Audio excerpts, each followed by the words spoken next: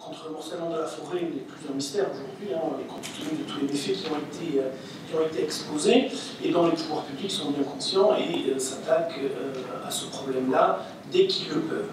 Alors, je vous l'ai dit que le résultat n'était pas là, mais il s'agit ici de résoudre une équation à plusieurs inconnues, et il faut un sacré courage pour s'y attaquer. Alors, bien sûr, la législation sur la lutte contre le morcellement représente une brindille dans toute la ramification du droit forestier, mais pour autant, il faut quand même s'y intéresser parce que le législateur a mis à notre disposition un certain nombre d'outils. Alors, il y a des outils, d'une part, qui concernent le regroupement en gestion, qui permet de découpler la propriété de la gestion, et des outils qui permettent de regrouper la propriété. Donc, on va analyser rapidement quelques outils qui permettent de regrouper des propriétaires en vue d'améliorer la gestion, mais sans toucher à la propriété, sans toucher au foncier. Et là, on va notamment évoquer un dispositif qui a été récemment mis en place en 2014, qui est celui des parcelles boisées vacantes sans maître. Ça, c'est un dispositif qui n'est pas contenu dans le code forestier, mais dans le code général de la propriété des personnes publiques, le CG3P. Puisque ça, il s'agit d'un dispositif qui peut être actionné par l'administration fiscale et le préfet, et qui sont à l'origine de cette procédure-là. Donc ça, sans m'attarder sur la procédure, je pense que d'autres intervenants y reviendront lors de la table ronde. Quel était l'objectif ici? Alors même si, à mon grand désespoir, je viens d'entendre que le remembrement n'aura jamais lieu en forêt, c'est pourtant ici un outil qui est donné aux communes, essentiellement aux communes, puisque ce dispositif-là concerne les petites parcelles dont les propriétaires ne sont pas connus et dont la taxe foncière n'a pas été payée ou payée par un tiers, qui, à l'issue d'une procédure, intègrent soit le domaine privé de la commune ou reviennent à l'État. Mais s'il ne s'agit pas ici de constituer une réserve foncière en vue d'effectuer plus tard une opération de remembrement, je ne sais pas trop à quoi ça sert. Mais le dispositif est encore récent, 2014, je le disais tout à l'heure, laissons le temps au temps, pas trop quand même, mais je pense qu'il s'agit là d'une véritable opportunité offerte aux communes. Encore faut-il que l'administration s'empare du sujet, puisque c'est elle qui est à l'origine de cette procédure-là. Nous avons également à notre disposition, pour regrouper les propriétaires, les associations syndicales. Les associations syndicales qui ont été revues en 2014, qui réunissent des propriétaires forestiers pour répondre collectivement à l'intérêt commun. Donc ici encore, on va découpler la propriété de la gestion, et on va distinguer deux types d'associations syndicales, les associations syndicales libres et les associations syndicales autorisées. Alors les associations syndicales libres, ceux-là vont regrouper à l'intérieur d'un périmètre tous les propriétaires, mais il faut que la procédure est basée sur du volontariat, c'est-à-dire que c'est les propriétaires dans le périmètre qui, d'un commun accord, se réunissent en vue de gérer la forêt. Donc on a un consentement unanime nécessaire de tous les propriétaires qui ne sera pas forcément évident à réunir. C'est pour cela que l'on a à côté de ces associations syndicales libres les associations syndicales autorisées, qui, ceux-là, vont regrouper tous les propriétaires inclus dans le périmètre qui sera défini par l'administration. Et les propriétaires qui se trouveront dans le périmètre de cette association-là n'auront pas le choix, ils en feront partie. Alors on ne va pas à l'encontre du droit de propriété ici, puisque dans ces associations syndicales-là, ne pourront être imposés que, par exemple, des plans simples de gestion. On ne pourra pas imposer des travaux, puisqu'ici, il faudra l'autorisation quand même de tous les propriétaires, il faudra des mandats express. Mais l'administration peut être à l'origine de ces associations syndicales-là pour améliorer la gestion. Alors certes, la gestion, si on ne peut pas limiter, si on ne peut pas faire des travaux, ça risque de poser un problème à un moment donné. Mais ce dispositif existe, il fonctionne relativement bien, puisque ici on n'heurte pas un problème contrôle en forêt, qui est un problème psychologique, puisque regrouper des propriétés au sein d'une même unité se heurte à un problème psychologique des propriétaires, puisqu'on est souvent très attaché à la terre, ça représente une représentation symbolique, la forêt, donc ce problème-là n'est pas facile à lever. Quand bien même on aurait tout l'arsenal juridique à notre disposition, on ne pourrait pas aller contre ce problème-là. Ce qui m'amène à évoquer maintenant le regroupement des propriétaires avec un transfert de propriété. Alors, un dispositif qui a très bien marché, qui est très ancien, qui est issu de la pratique notariale, qui a emprunté aux techniques sociétaires au sortir de la Deuxième Guerre mondiale, qui est le groupement forestier. Le groupement forestier, qui a été repris par le législateur en 1954, qui a été amélioré en 1963, codifié en 2009 et en 2012. Donc, le groupement forestier, c'est incontestablement un excellent outil de lutte contre la propriété, de lutte contre le morcellement, pardon.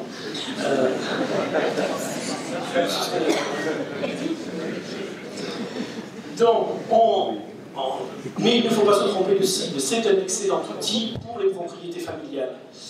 Le groupement forestier a fait ses preuves pour les propriétés forestières familiales et il est plus facile de transmettre une forêt au sein d'un groupement forestier à tous ses enfants sans la morceler. De ce point de vue-là, c'est incontestable.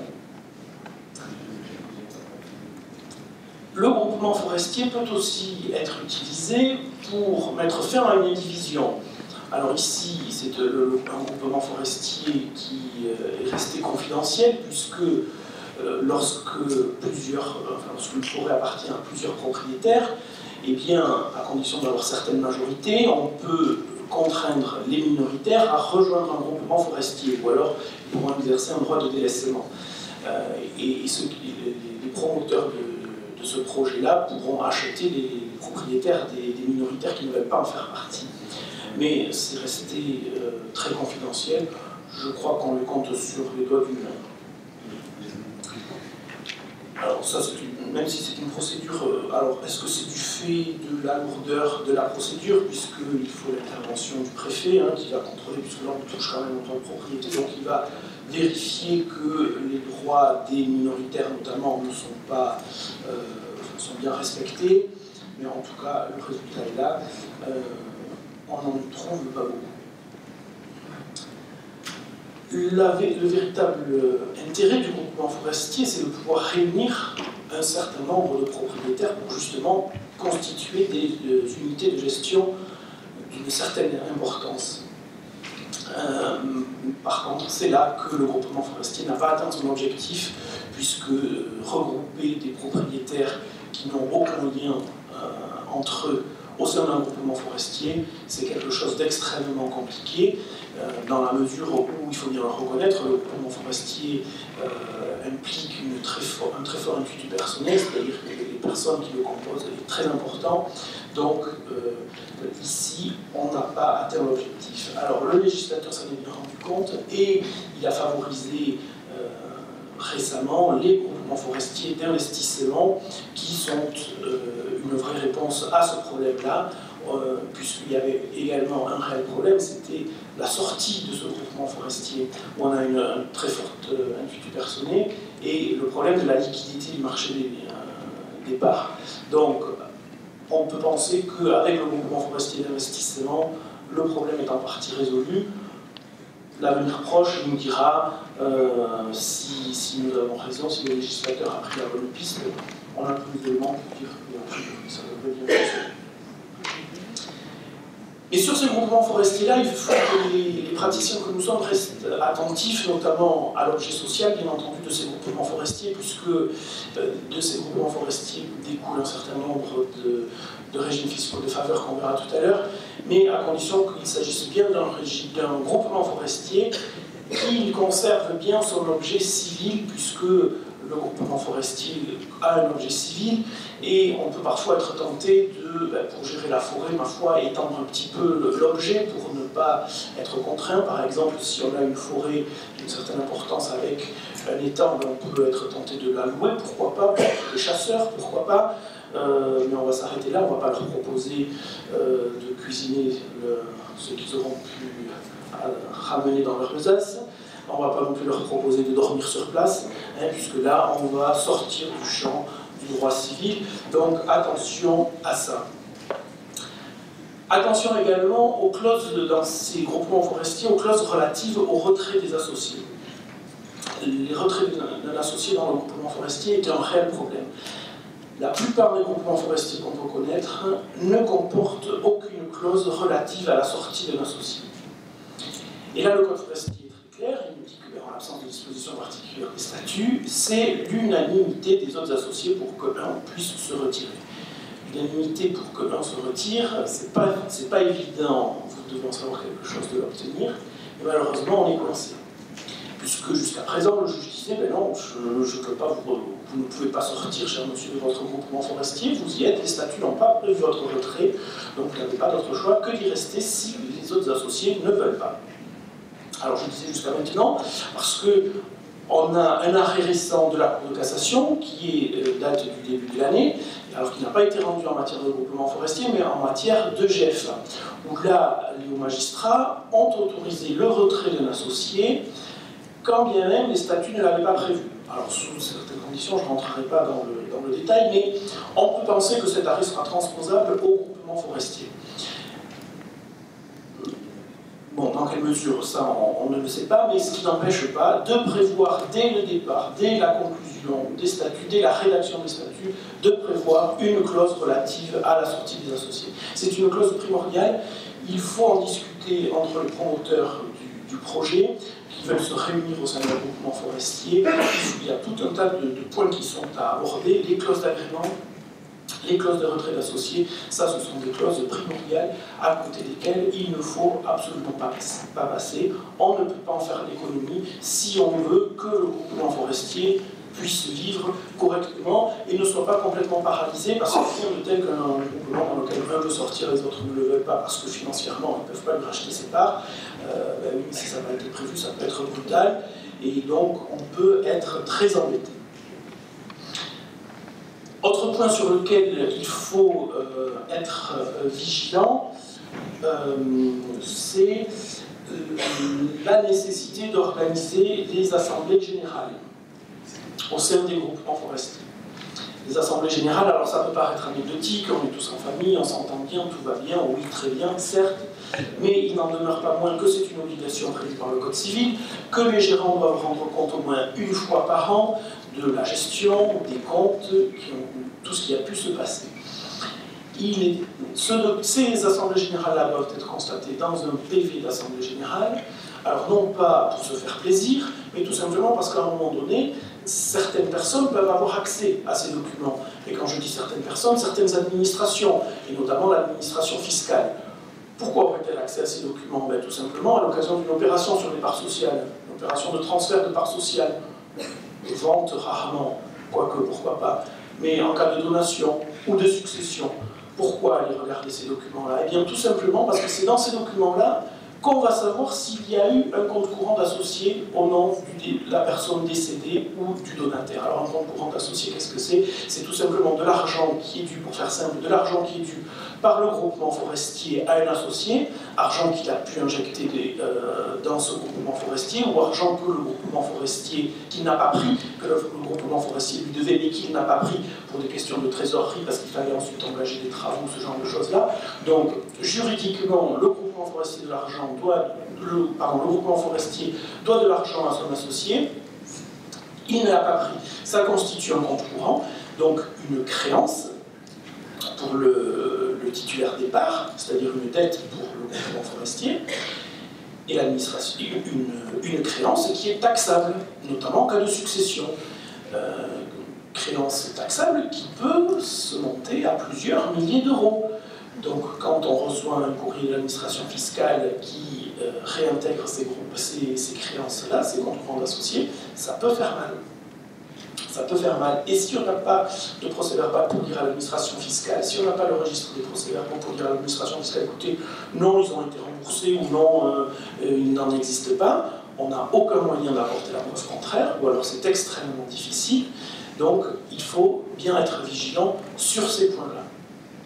Sur ces points-là, qui peuvent parfois paraître techniques, mais sur lesquels les professionnels du droit que nous sommes peuvent vous aider, bien entendu, pour vous assurer une certaine sécurité juridique, comme à tous les actes que l'on peut apporter. Donc ça, il s'agissait de la lutte du morcellement par les groupements forestiers. On a un autre dispositif à notre disposition, qui est, on l'a évoqué tout à l'heure, le droit de préférence, le droit de préemption des propriétés boisées de moins de 4 hectares. Alors là, il va falloir qu'on fasse un petit historique. Pas très grand, hein, puisque c'est assez récent, ça remonte à 2010.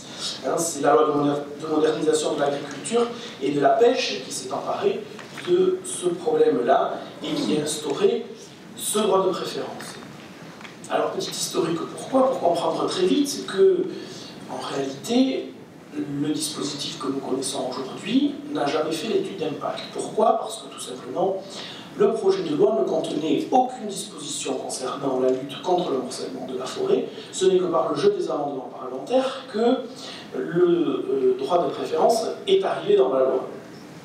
Donc, vous savez que les lois sont adoptées de manière, je ne veux pas dire rapide, mais à une certaine vitesse quand même, puisque l'agenda législatif est complètement bouchonné. Donc, rédiger des amendements, ben, ça demande du temps. Or là, ben, on n'a pas trop de temps, donc ça a été rédigé en termes peu pratiques, je dirais.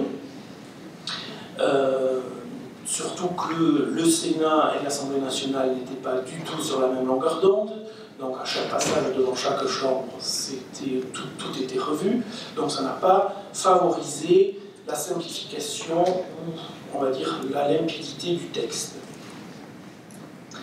Cette loi de modernisation de l'agriculture, donc, qui est venue modifier le code forestier en instaurant un chapitre intitulé « Le droit de préférence des propriétaires de terrains boisés » et qui a suscité très rapidement de nombreuses questions. La loi a été, je vous ai dit, adoptée en juillet 2010. Dès le mois de décembre, un nombre de questions parlementaires invraisemblables est très vite apparu, alors que c'était ces mêmes parlementaires qui étaient à l'origine de la loi, je le rappelle, hein, et ils demandaient au ministre d'interpréter ce qu'eux avaient fait.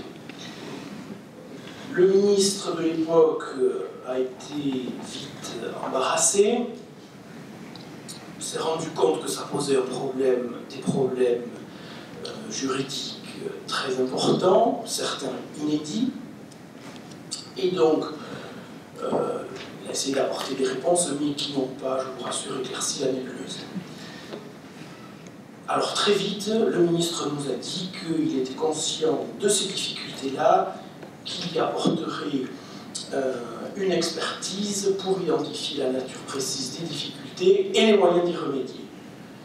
On va voir qu'on les attend encore, puisque le dispositif qui était initialement codifié sur les articles 514 du Code forestier a été revu donc en 2012 par les ordonnances qui ont renuméroté le Code forestier, et en même temps est arrivée une loi de simplification du droit en 2012 également, qui a également touché à ce dispositif-là.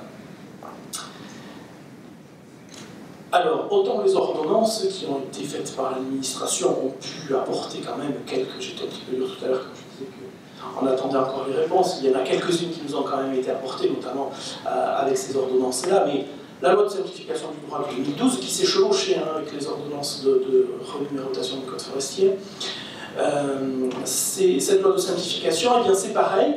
Alors là, c'était une proposition de loi, c'est-à-dire qu'elle émanait d'un député, elle n'émanait pas du gouvernement, c'était un député qui l'a présentée.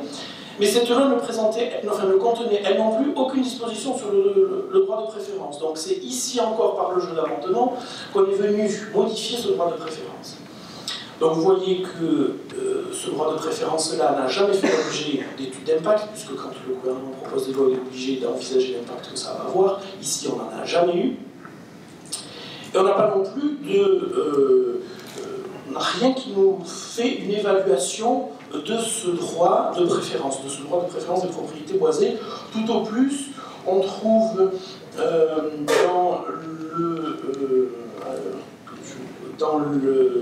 dans un rapport d'information qui a été déposé à l'Assemblée nationale le 13 octobre 2014, donc rapport d'information sur la loi d'avenir pour l'agriculture, on y trouve 3 lignes.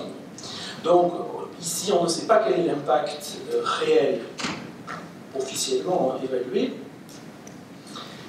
En tout cas, le problème pour nous reste entier. Alors je ne vais pas vous évoquer ici toute la procédure parce que pour ceux qui ne sont pas encore endormis, vous allez vous endormir à coup sûr. On va plutôt voir quelques problèmes que la pratique a soulevés et dont certains ne sont pas encore résolus. Donc, on va voir tout d'abord des problèmes liés à la contiguïté. Je vous rappelle que c'est l'article 331-19 du Code forestier, donc, qui institue au profit des voisins un droit de préférence en cas de vente d'une propriété classée au cadastre en nature de bois et d'une superficie totale inférieure à 4 hectares. Pour pouvoir bénéficier de ce dispositif, encore faut-il être un voisin.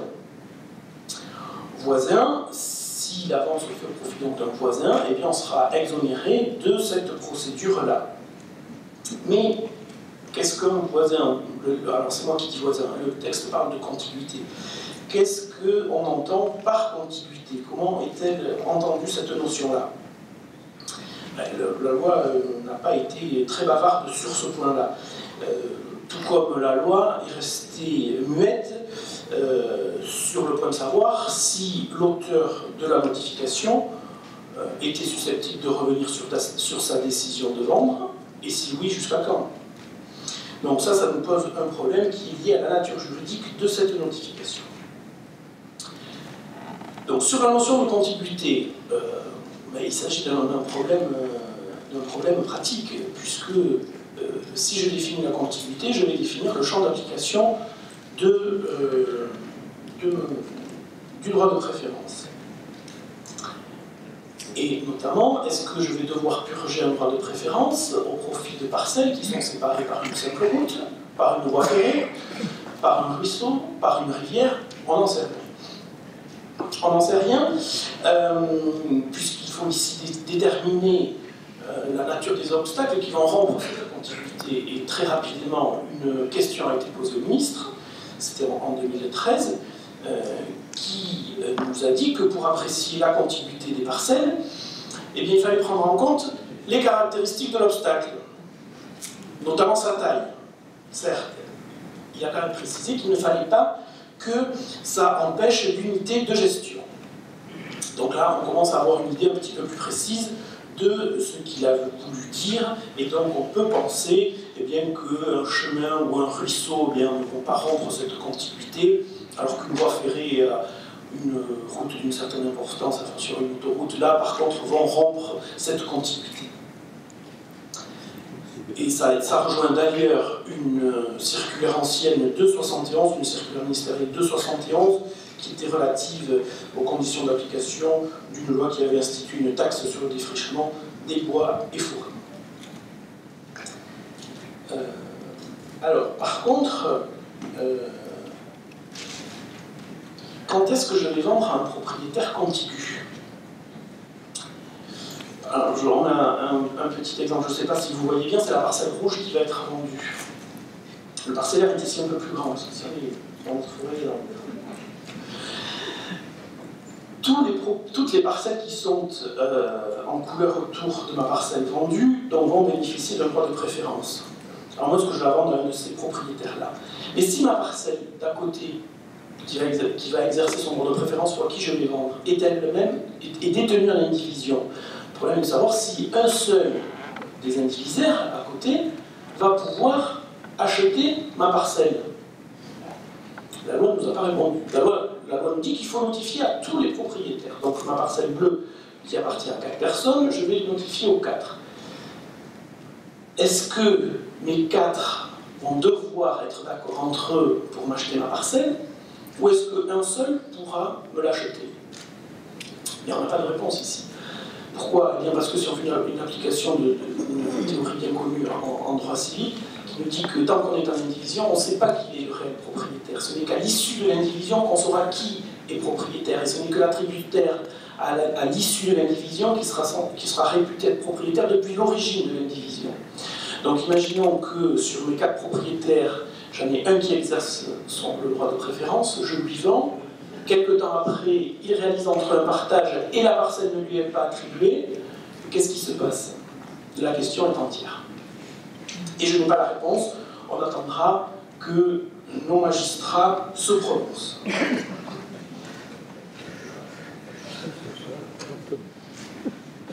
Là, si on en vient maintenant à la notification elle-même.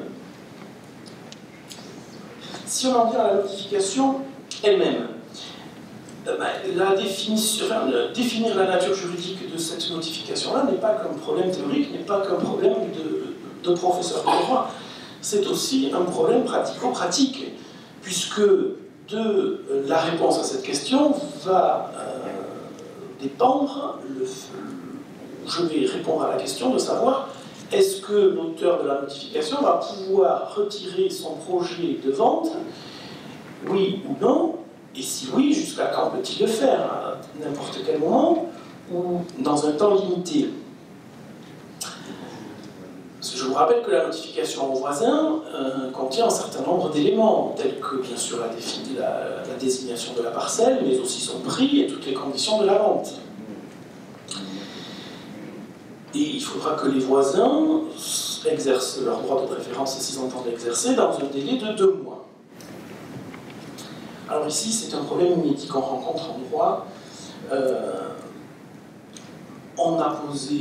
Les parlementaires ont posé la question au ministre. C'est la réponse Vercher qui date de janvier 2011, où là, le ministre n'a pas été jusqu'au bout de la réflexion, puisque il a commencé à nous dire que la notification constituait une offre au sens du code civil. Lui n'a pas été jusqu'au bout. Alors peut-être savait-il que les hauts magistrats avaient une affaire un petit peu similaire dans les tuyaux, puisque la Cour de cassation s'est prononcée en février 2011, elle, alors pas en matière de droit de préemption, de droit de préférence, pardon, en matière de droit de préemption pour les indivisaires, qui aussi ont un peu la même procédure. Et où là, les magistrats de la Cour de cassation nous ont dit que la notification qui est faite ne vaut pas offre de vente, et que l'indivisaire qui a fait cette notification peut renoncer à son projet malgré la manifestation de volonté d'un autre indivisaire d'exercer son droit de préemption, disent les hauts magistrats. Donc, en clair, en français, qu'est-ce que ça veut dire? Eh bien, les professeurs d'université s'accordent à dire que, à partir du moment où la loi n'a pas qualifié la notification d'offre de vente, elle ne vaut pas offre de vente, et que par conséquent, le titulaire de la notification peut la retirer à tout moment. Donc, rapporté à notre droit de préférence, on peut en conclure que, comme la loi n'a pas qualifié la notification d'offre de vente, le vendeur ne sera pas engagé par sa notification, et s'il n'a plus envie de vendre à un moment donné de la procédure, alors avant que l'acte soit passé, bien entendu, ça va de soi, mais s'il veut retirer son projet de vente, on peut penser que les magistrats ne le sanctionneront pas. Donc voilà un certain nombre de questions et de problèmes soulevés par ce droit de préférence. J'ai pris que les problèmes les plus prégnants pour la pratique notariale. Je ne sais pas, tous les problèmes, autrement on pourrait passer le week-end sans problème. À côté de ce droit de préférence, la loi d'avenir pour l'agriculture de 2014 est venue rajouter un droit de préférence pour les communes. Donc les communes, pour leur droit de préférence, n'ont pas besoin d'être propriétaires d'une parcelle contiguë à la parcelle vendue. Les communes pourront exercer leur droit de préférence dans tous les cas. C'est l'article 331-24 du Code forestier qui a prévu ça. Et la loi d'avenir a également prévu un droit de préemption, cette fois-ci, au profit de l'État et au profit des communes. Alors je ne vais pas rentrer dans le détail du champ d'application de ce droit de préemption-là, mais enfin on voit qu'on a un droit de préférence pour les voisins, un droit de préférence pour la commune, un droit de préemption pour l'État, éventuellement un droit de préemption pour la commune. Il ne faut pas oublier dans certains cas le droit de préemption de la SAFER, puisque c'est le code rural qui prévoit que dans certains le code rural de la pêche maritime qui prévoit que dans certains cas les SAFER ont un droit de préemption également. Alors bon, sans rentrer dans les conditions d'exercice de ce droit de préemption-là, on se rend compte qu'on a un empilement de droits de préemption, d'un droit de préférence pour ces ventes qui, malgré tout, représentent de faibles superficies. Donc on a une tendance à la complexification des ventes de parcelles de faible surface et de moins de 4 hectares. En quelque sorte, ici, le législateur veut nous faire abattre une forêt pour une boîte d'allumettes, en quelque sorte. Donc, on peut penser que ce dispositif-là n'est pas très efficace. Et si on regarde ce qui se passe dans d'autres matières, eh bien, on ne peut que regretter l'absence d'un opérateur foncier qui soit doté de réels moyens juridiques, financiers aussi, mais d'un opérateur foncier qui nous permettrait de lutter efficacement contre le morcellement de la forêt. Enfin, on veut que le législateur nous entende. Alors, à côté de ces dispositifs juridiques, on a un certain nombre d'outils fiscaux qui viennent lutter contre le morcellement, qui vont se placer même en amont, qui vont nous éviter de morceler la forêt. Je veux parler des droits de mutation à titre onéreux, les droits de succession, les droits de donation. Vous connaissez très bien le régime fiscal Serre-Nichon qui permet de bénéficier d'un abattement de 3/4 de la valeur des parcelles transmises. Alors ici, on a une vraie fiscalité qui est complètement adaptée à la forêt, bien entendu. Les conditions sont un peu contraignantes. Alors bien sûr, il faut que les bois et forêts en question soient susceptibles de gestion durable, bien entendu, mais ça, c'est pas très compliqué pour les grandes forêts, vous le connaissez.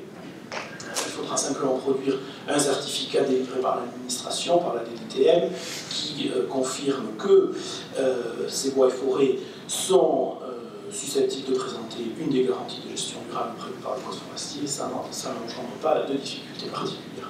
Le régime est très bien connu. Il est très ancien, il date des années 30.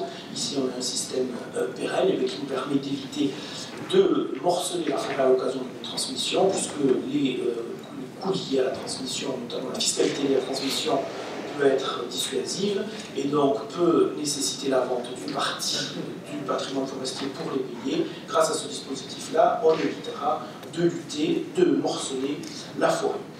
Juste une précision pour les praticiens, il faut que les engagements soient pris dans les actes eux-mêmes de manière indissociable à ces actes, autrement on passe à côté du dispositif et ce n'est pas susceptible d'être rattrapé, sauf cas très particulier mais que l'administration n'a jamais voulu aborder.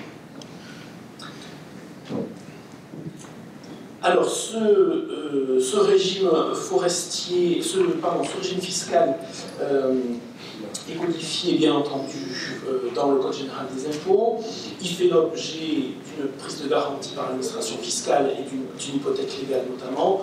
Pourquoi? Tout simplement puisque en cas de rupture de l'engagement qui a été pris, eh bien, il y aura un rattrapage sur les droits de succession qui n'ont pas été payés. Il y a une question qui est de savoir est-ce que ce régime-là, ce régime de faveur, donc qui exonère de 3/4 de la valeur des parts, peut se cumuler avec un autre dispositif qui exonère lui aussi de 3/4 la valeur des parts, c'est l'engagement du TREI, notamment pour les groupements forestiers. Eh bien, si on respecte les conditions du régime du TREI, aucun souci pour que ces abattements-là se cumulent, de sorte que notre forêt ne sera imposable que sur 6% de sa valeur.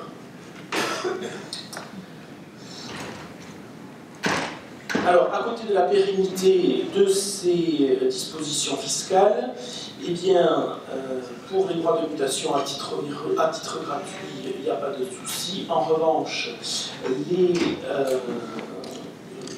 les régimes de faveur liés aux acquisitions, eux, sont plus confidentiels et limités dans le temps. Alors, on peut regretter que depuis 2011, les conseils départementaux, à l'époque c'était les conseils généraux, mais les conseils départementaux et les conseils municipaux ne peuvent plus exonérer de droits de mutation qui leur reviennent. Ce n'est plus possible, donc on a une taxation au taux normal. Alors peut-être est-ce dû à d'autres dispositifs qui existent, et notamment à l'aménagement foncier en zone forestière. Alors je ne vais pas m'y étendre puisqu'on a bien compris qu'a priori il n'y en aura pas. C'est le remembrement, depuis 2005, ça s'appelle maintenant l'aménagement foncier en zone forestière. Pourtant, ce dispositif-là permet d'exonérer les échanges qui peuvent avoir lieu de toute fiscalité, ce qui n'est pas quand même négligeable. C'est quand même à mettre en perspective avec la procédure des parcelles boisées vacantes et 100 mètres. Alors là, il faudra quand même que ce soit les particuliers qui s'en emparent, puisque si on a bien compris que les pouvoirs publics ne voulaient pas y aller dessus, et on peut les comprendre, puisque en matière forestière, l'aménagement forestier, le remembrement est très compliqué, puisqu'il faut d'une part tenir compte de la valeur du sol, mais aussi des peuplements, donc c'est extrêmement compliqué. On peut le comprendre que les pouvoirs publics ne veulent pas y aller. Donc, on peut quand même rappeler aux particuliers que rien n'empêche de le faire entre eux. On a également une fiscalité favorable pour les groupements forestiers, puisque tous les apports qui vont pouvoir être faits lors de la constitution d'un groupement forestier ne seront pas taxés. Alors, c'est des apports faits lors de leur constitution et lors de leur augmentation de capital en cours de vie, il y aura une taxation très faible et forfaitaire. De même que les cessions de groupements forestiers sont taxées indépendamment de leur valeur à un droit fixe de 125 €. Alors, à côté de ces régimes-là, on a un régime qui, lui, est beaucoup moins pérenne, qui est le DEFI, que vous connaissez, le dispositif d'encouragement fiscal à l'investissement en forêt, qui lui date de 2001, qui a été prorogé en 2008, 2013, et qui doit prendre fin le 31 décembre prochain. De grâce, le projet de loi de finances rectificative pour 2017, dans sa deuxième version, a prévu de le proroger jusqu'en 2020. Il devrait être adopté définitivement dans les prochains jours, donc on peut penser que c'est acquis, hein, sauf grande surprise de dernière minute, mais ça ne devrait pas être le cas. Alors ici, ça reste quand même confidentiel, on vous l'a dit tout à l'heure, hein, c'est notamment pour les agrandissements de propriétés sous certaines mesures. C'est le défi acquisition, et donc qui donne droit à un crédit d'impôt, à une réduction d'impôt, pardon, alors que le défi travaux lui donne droit à un crédit d'impôt. Voilà. Alors, la fiscalité pour les donations-successions, le levier fiscal dans ce cadre-là est utilisé pleinement, ça c'est incontestable, ça a fait ses preuves. Par contre, dans le cadre des mutations à titre onéreux pour les ventes, là, le levier fiscal n'est pas utilisé. Il n'est pas utilisé, mais il faut quand même de suite mettre en garde sur l'utilisation de ce dispositif-là, puisque, eh bien, il faut éviter certains écueils, et notamment de faire un appel d'air. On a vu tout à l'heure que les parcelles de petite surface représentaient un marché relativement important. Alors, pas forcément pour agrandir les propriétés, puisqu'on a vu que le parcellaire bouge très peu, mais il y a quand même un marché, et donc il ne faudrait pas créer un appel d'air avec des leviers fiscaux qui entraîneraient une augmentation inconsidérée et artificielle des prix des forêts.